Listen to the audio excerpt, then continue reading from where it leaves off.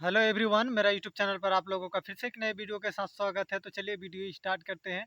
और बहुत भाई लोग का कमेंट था, तो कमेंट का भी जवाब दे देता हूं कि बहुत भाई लोग कमेंट कर रहे थे।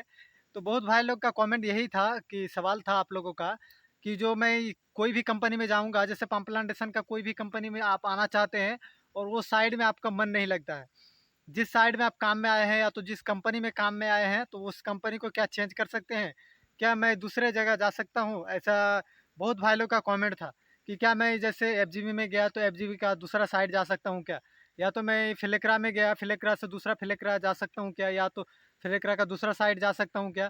या तो मैं एफजीबी से फिलेक्रा जा सकता हूँ क्या? या फिलेक्रा से एफजीबी मतलब जा सकता हूँ क्या? या एफजीबी से फिलेक्रा आ सकता हूँ क्या?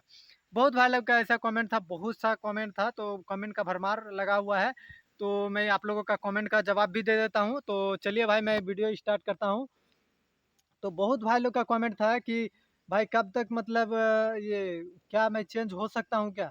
और वीज़ा के बारे में बोल रहा था। तो भाई वीज़ा तो एफजीबी का चालू है, ठीक है, लेकिन बहुत स्लो है। बहुत सारा कंपनी का वीज़ा चालू है। और कंपनी क्या चेंज कर सकते हैं? ऐसा है कि मलेशिया में आके मैं कंपनी चेंज कर लूँ, और कंपनी का चेंज करने का नियम ऐसा नहीं है। खास करके मलेशिया कंट्री में कोई भी ऐसा नियम नहीं है जो आप मलेशिया में आके पाम प्लांटेशन कंपनी में आके, या एफजीबी में हो, या फिलेक्रा में, फिलेटा हो, ग्लोबल हो, कोई भी कंपनी में आइए, चाइना में हो, कोई सा भी कंपनी में आइए आप, ठीक है, आपको चेंज नहीं करेगा। हाँ, बायशर्ते आपका एक ही ये होगा, ऑप्शन होगा चेंज करने का, कि अगर यहाँ का जो बॉस लोग रहते हैं, मांडू लोग रहते हैं, मांडू तो कुछ नहीं कर सकता, यहाँ का बिग बॉस रहता है, और पासपोर्ट वाला बॉस जो रहता है वही कुछ कर सकता है। जैसे आपको यहाँ मन नहीं लग रहा है, अगर आपका यहाँ पर बॉस अच्छा रहता है, तो ही आपको एक ही कंपनी का दूसरा साइड में भेजेगा। लेकिन आप बोलिएगा दूसरा कंपनी में जाने के लिए, ऐसा नहीं है। आप किसी भी काम में आइए, खास करके पंप प्लांटेशन का काम में ऐसा है कि आप जिस कंपनी में आना चाहते हैं और जिस कंपनी में आ गए हैं, उस कंपनी से दूसरा कंपनी ट्रांसफ़र नहीं हो सकते हैं। अगर आप फिलेक्रा में आए हैं तो फिलेक्रा का दूसरा साइड में आपको चेंज कर देगा। अगर आप एफजीबी में आए हैं तो एफजीबी का आपको दूसरा साइड में ट्रांसफ़र कर देगा, पिंडाई कर देगा। लेकिन आपको बोलिएगा दूसरा कंपनी में भेजेगा या तो दूसरा काम में, ऐसा यहाँ का नियम कोई भी नहीं है, कुछ भी नियम नहीं है। क्योंकि यहाँ का जो मतलब कंपनी रहता है, आपको इंडिया से वीज़ा दे, यहाँ से वीज़ा भेजता है, और इंडिया से आदमी को इसी काम के लिए बुलाता है।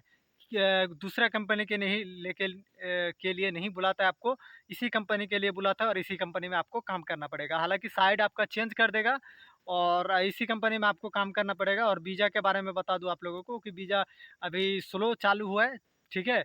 वीज़ा भी स्लो स्लो चालू है, अब बहुत बंदा आ रहा है आदमी, ठीक है? तो आप लोग भी अप्लाई कर सकते हैं मेडिकल करवा के। लेकिन बहुत भाई लोग का मेडिकल करवा के भी रुका हुआ है, नहीं हो रहा है, ठीक है? तो अब इसके बारे में तो मैं नहीं बता सकता भाई क्यों नहीं हो रहा है। लेकिन वीज़ा तो चालू है, धीरे-धीरे चालू, मतलब आदमी आ रहा है, ऐसा नहीं है साफ बंद है, आदमी आ रहा है। और बहुत भाई लोग का कमेंट था कि मैं मतलब मलेशिया का जो सिम का मतलब मैं सिम वहाँ पर क्या ले जाके चला सकता हूँ इंडियन सिम मलेशिया में? तो देखिए भाई, ऐसा यहाँ पर नहीं है, क्योंकि यहाँ पर अगर घर के लिए रिचार्ज कीजिएगा तो बहुत महँगा पड़ेगा। और मलेशिया का सिम लीजिएगा, आपका सेलकॉम है, ये यू सिम है, बहुत सारा सिम है, डीजी सिम है, बहुत सारा सिम है। इसके लिए आपको यहाँ का बहुत ही सस्ता है नेट पैक और रिचार्ज। मलेशिया में ख़ास करके दूसरा कंट्री से मलेशिया में रिचार्ज बहुत ही आसान है और बहुत ही सस्ता है।